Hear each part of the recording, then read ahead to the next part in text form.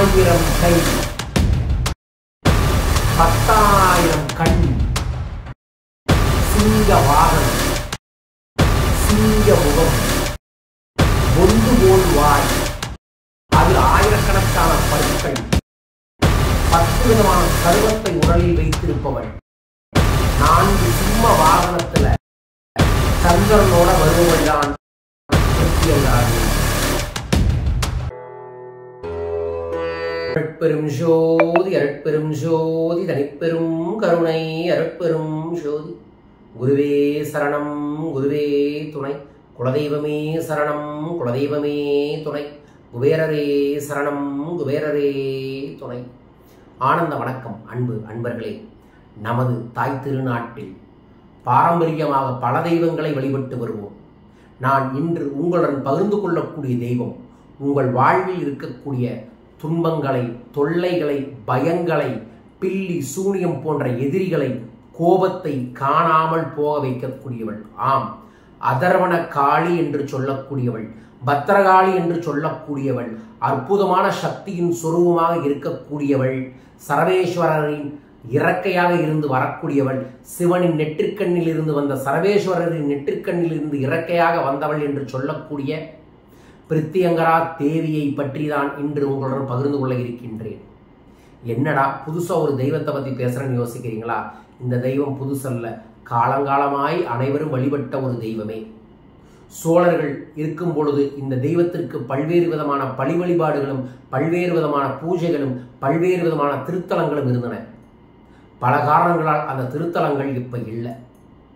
இந்த காளியை, பிரத்யங்கரா தேவியை, பிரத்யங்கரா அப்படின்னாவே பிருத்தி கிரியா என்கின்ற 2 ரிஷிகள் இவரோட மந்திரத்தை பிரபஞ்சத்திலிருந்து எடுத்ததால் இவங்க பேரு பிரத்யங்கரா தேவி என்று சொல்கிறார்கள். இந்த தெய்வத்தை பார்க்கறதுக்கு எப்படி இருப்பாங்க? 1000 கை, 10,000 கண், சிங்க வாகனம், சிங்க முகம், பொந்து போல் வாய், அதில் ஆயிரக்கணக்கான பற்கள், 10 விதமான சர்வத்தை உடலில் வைத்திருப்பவள், 4 சிம்ம வாகனத்துல சந்திரனோட வருபவள் தான் பிரத்யங்கரா தேவி. என்னங்க இவ்வளவு ஆக்ரோஷமா சொல்றீங்களா? ஆமாங்க, அவ்வளவு ஆக்ரோஷமான தெய்வம் தான். ஆனா இந்த தெய்வத்தோட பார்க்கறதுக்கு தான் ஆக்ரோஷம். ஆனா அன்பின் சொரூபம், அழகின் சொரூபம், குழந்தையின் உச்சம். மனதார பிரத்யங்கரா அம்மாவே அப்படின்னு கூப்பிட்டீங்கன்னாவே அந்த தாய் ஓடி வந்துருவாங்க அப்படின்னு புராதன நூல்கள் எல்லாமே பதிவு பண்ணியிருக்காங்க. இவ கோபத்தை அளிப்பவள், பார்க்கறக்கு கோபத்தின் உச்சத்தில் இருப்பவள். ஆனால் இந்த தெய்வம் கோபத்தை அளிப்பவள், கோபமே படாதவள். இவளுக்கு கோபமே வராதாமா, ஆனா கோபத்தை அளிப்பவள். எப்படிப்பட்ட ஒரு சூட்சமம் பாருங்க. அது இல்லாமல் இந்த தெய்வத்தை நாம் அவங்களோட ரகசியம் வரலாறு தெரிஞ்சுக்கலாம். எப்ப உருவாங்கினாங்க, எப்படி உருவாங்கினாங்க, இது ஒரு கதை தான். பொறுமையா கேளுங்க, இதுவே உங்களுக்கு ஒரு ஞானத்தை தெளிவு கொடுக்கும். நமக்கு பிரகலாதன் கதை தெரியும். இரண்யனோட மகன் பிரகலாதன் நாட்டை ஆண்டாரு. அப்படி நாட்டை ஆண்டறதுக்கு முன்னாடி சிவன் கிட்ட பிரம்மாவுக்கு விரதம் இருந்து ஒரு வரம் வாங்குறாரு. அந்த வரத்தை அவர் என்னன்னு கேட்கிறாருன்னா, எனக்கு இந்த பூலோகத்துல எந்த விதமான ஆண்களாலையும் உயிர் போகக்கூடாது, வானத்திலும் உயிர் போகக்கூடாது, மண்ணிலும் உயிர் போகக்கூடாது, நீரிலும் உயிர் போகக்கூடாது அப்படின்னு ஒரு வாங்குறாங்க. எந்த விதமான ஆயுதத்திலும் உயிர் போகக்கூடாதுன்னு அவரு ஒரு வரம் வாங்கிடுறாரு. வாங்கின உடனே எப்பவுமே என்ன பண்ணுவாங்க? எல்லா கொடுமையும் பண்றாங்க. அத்தனை தெய்வத்தையும் போட்டு துன்பப்படுத்துறாங்க. அப்படி துன்பப்படுத்திட்டு இருக்கும் போது இங்க பூலோகத்துல அவரு எல்லாத்துக்கும் என்ன சொல்றாருன்னா, ஓம் நமசிவாய சொல்லக்கூடாது, ஓம் நமோ நாராயணா சொல்லக்கூடாது, ஓம் இரண்யனே நம அப்படின்னு சொல்றாரு. இதுவே பள்ளியில் பாடத்திட்டமாக இருக்கு. அவருக்கு ஒரு மகன் பிறக்கிறார், அவர் தான் பிரகலாநாதன். அவர் பள்ளியில போய் படிக்கிறாரு. பள்ளியில ஆசிரியர் சொல்லித்தராரு, ஓம் நமோ நாராயணா சொல்லுங்க அப்படிங்கிறாரு. ஆனா பிரகலாநாதன் என்ன சொல்றாரு? ஓம் நமோ நாராயணான்னு பிரகலாநாதன் சொல்றாரு. பிரகலாநாதனுக்கு பாடத்தை சொல்லித்தரக்கூடிய குரு சொல்றாரு, ஓம் இரண்ய கசுபே நம அப்படின்னு சொல்றாரு. அதை சொல்ல மாட்டேன், நான் நாராயணன் பேர் தான் சொல்லுவேன் பிரகலாதன் அடம்பிடிக்கிறாரு. நீ என்ன வேணாலும் சொல்லு, ஆனா இதை சொன்ன என்ன உங்க அப்பா தலையை எடுத்துடுவாருங்கிறாரு. அடம்பிடிச்சு அதை சொல்றாரு. அதுக்கப்புறம் அதை அப்பாட்ட போய் சொல்றாங்க. இரண்யகசிபு சொல்றாரு, நீ அதை சொல்லக்கூடாது, என் பேரைத்தான் சொல்லணும் அப்படிங்கிறாரு. அப்ப பிரகலாதன் சொல்றாரு, உங்க பேரை சொல்ல முடியாது, இந்த உலகத்திற்கான சூட்சம சக்தி அவர் தான், அவரு பேரு தான் சொல்லுவங்கிறாரு. அப்படின்னு சொல்லும் போது யார் அவன், அவன் எங்கிருக்கின்றான், இங்கிருக்கின்றானா அங்கிருக்கின்றானா அப்படின்னு இருக்கும்போது ஒரு தூணை உடைக்கிறாரு.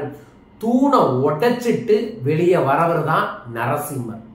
நரசிம்மர் தூணை விட்டு உடைச்சு வெளியே வந்து இரண்யகசிபை படியில உட்கார்ந்து மடி மேல வச்சு, ஏன்னா மண்ணிலையும் வச்சுக்க கூடாது, மண்ணிலையும் கொல்லக்கூடாது, வானத்திலையும் கண்ணை கொல்லக்கூடாதுங்க, மடியில வச்சு கீரியே கொள்றாரு. ஏன்னா ஆயுதத்தால கொல்லக்கூடாதுங்கிறாங்க. அதனால அவர் நெகத்தால கீரியே குடலை பிச்சு ஆக்ரோஷமாக அவர் பிச்சு எறிகிறார்.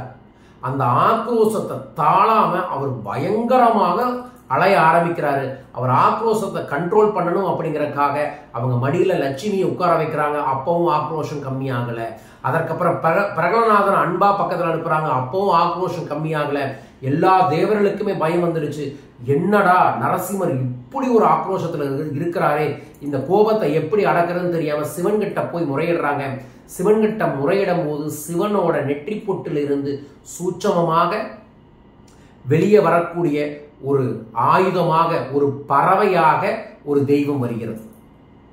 அந்த தெய்வத்தோட ரகசியம்தான் இப்ப நான் உங்களுக்கு சொல்ல போறேன். சிவன் சரபேஸ்வரர் உருவம் எடுத்து இந்த நரசிம்மரை நோக்கி வரார், அவரோட கோபத்தை அமைதிப்படுத்துவதற்காக. சரபேஸ்வரர் வந்தும் கோபத்தை அடக்கவே முடியல. மீண்டும் கோபம் அதிகரிக்கிறது. நரசிம்மருக்கும் சரபேஸ்வரருக்கும் செம சண்டை மறுபடியும் அதிகரிச்சிருச்சு. ஆக்ரோஷம் பல மடங்கு ஆக்ரோஷமாக அதிகரிச்சது. அந்த சமயத்துல சரபேஸ்வரரோட ஒரு இறக்கையாக இருக்கக்கூடிய பிரித்தியங்கர அம்மா வெளிப்படுகிறார். 1000 கைகளோடு, 1000 கணக்கான கண்களோடு, ஆக்ரோஷமான சிங்க முகத்தோடு அவர் நரசிம்மரோட சண்டை போடுறாங்க. அப்படி சண்டை போடும்போது ஒரு கட்டத்துல அவரை அப்படியே அமைதிப்படுத்தி அவர் நரசிம்மரை கூழ்படுத்தக்கூடிய தன்மையை வெளிப்படுத்தியவங்க தான் பிரித்தியங்கரா தேவி. அதனாலதான் கோபத்தின் தாயாக பிரித்தியங்கரா அம்மாவை சொல்லுவாங்க. அந்த சரபேஸ்வரர் ஒரு ரக்கையாக இருப்பவர் பைரவர், இன்னொரு ரக்கையாக இருக்கிறவங்க தான் பிரித்தியங்கரா அம்மா. அதனால பைரவரோட ஒரு சூட்சமமான துணைவியாகவும் பிரித்தியங்கரா அம்மா இருக்காங்க அப்படிங்கறத நீங்க தெரிஞ்சுக்கணும். சிவனோட சொருவம் தான் பிரித்தியங்கரா அம்மாவும் பைரவரும். அவங்க அவங்கள கூல் பண்ணி ஒரு சூட்சமமான முறையில அவங்கள ஒரு அரவணைப்பு பண்ணி அவங்கள அமைதிப்படுத்துறாங்க. அமைதிப்படுத்தினதுக்கு அப்புறம் அங்க இருக்கக்கூடிய அனைவருமே இந்த உலகத்துல யார் யாருக்கு இந்த மாதிரி அபரீதமான கோபம் வருதோ, கட்டுக்கடங்காத கோபம் வருதோ, அந்த கோபத்தை எல்லாம் நீங்கள் அடக்க வேண்டும், அடக்கி அவங்களை வழிநடத்த வேண்டும் என்று வேண்டிக் கொள்கிறார்கள். அதற்கப்புறம் அவங்களுக்கு ஒரு சூட்சமான பூஜைகளை ஒவ்வொரு ஆண்டும் நம்மளோட முன்னோர்கள் செஞ்சுட்டு வந்திருக்காங்க. தமிழ்நாட்டில் சில முக்கியமான இடங்கள்ல மட்டும் அவங்களுக்கு கோயில்கள் இருக்கு. கும்பகோணம் சைடில் நிறைய கோயில்களே இருக்கு. அந்த தெய்வத்தை எப்ப வழிபடலாம்னு கேட்டீங்கன்னா, செவ்வாய்க்கிழமை வழிபடலாம், வெள்ளிக்கிழமை வழிபடலாம், அமாவாசை என்று வழிபடலாம். இயல்பாக அவங்களுக்கு பழி வழிபாடுகள் தான் செய்வாங்க. இந்த தெய்வத்துக்கு இன்னொரு உதாரணம் சொன்னோம்னா, இந்த தெய்வ வழிபாட்டுக்கான பூஜை பேரு நிர்மலா பூஜை, நிர்மலா அப்படின்னு சொல்லுவாங்க. இதை யார் முதல்ல செஞ்சாங்கன்னா ராவணன் செஞ்சாரு. எதற்கு செஞ்சாருன்னா, ராவணனோட மகன் இந்திரஜித் ராவணன் ராமனோட போர் புரிகிறாரு. அந்த போர்ல ஜெயிக்கணும் அப்படிங்கிறதுக்காக அந்த நிகுமலா பூஜையை செய்யறாங்க. அந்த நிகுமலா பூஜைக்கு ஏற்பாடு பண்ணி எல்லாம் நடந்துட்டு இருக்கும் போது கடைசி நேரத்துல லட்சுமணனும் வாயு பகவானும் ஆஞ்சநேயரும் போய் அந்த பூஜையை தடுத்து நிறுத்திடுறாங்க.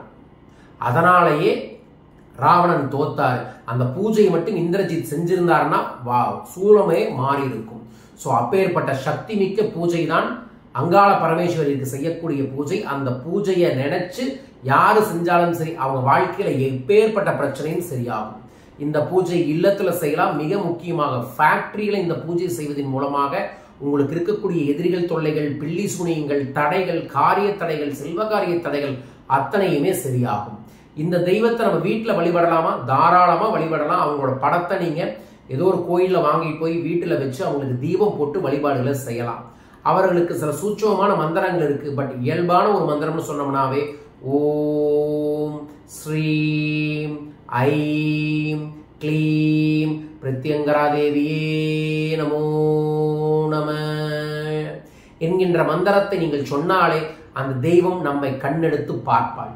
இந்த கலியுகத்துல போட்டி பொறாம, எதிர்மறையான விஷயங்கள், மற்றவங்க வளர்ச்சி ஆகக்கூடாது, பில்லி சூனியம் போன்ற எதிர்மறைகள் வைக்கிறவங்க அத்தனை பேர்த்துக்கும் திருப்பி நீங்க அடிக்கணும்னா நீங்க இந்த மந்திரத்தை சொல்லி பிரத்யங்கர தேவியை வழிபட்டுட்டு வந்தாவே போதும்.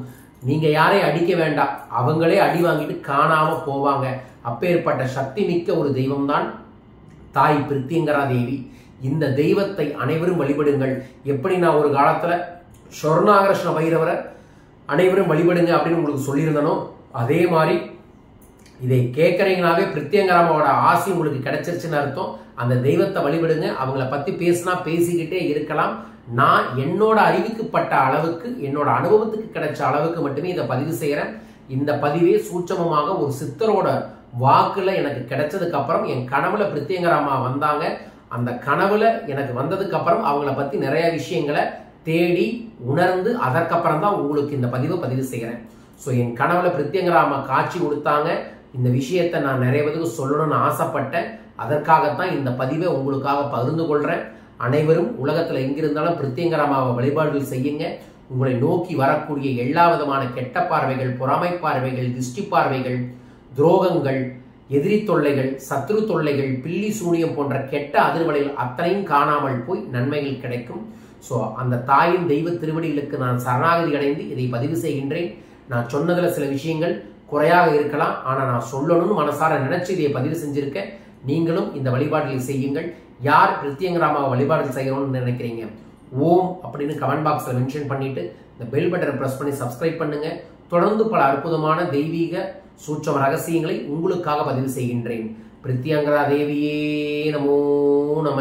பிரத்யங்கராவே உங்கள் தெய்வ திருவடிகளுக்கு சரணம் சரணம் சரணம். வாழ்க வாழ்க வாழ்க. தாயே சரணம்.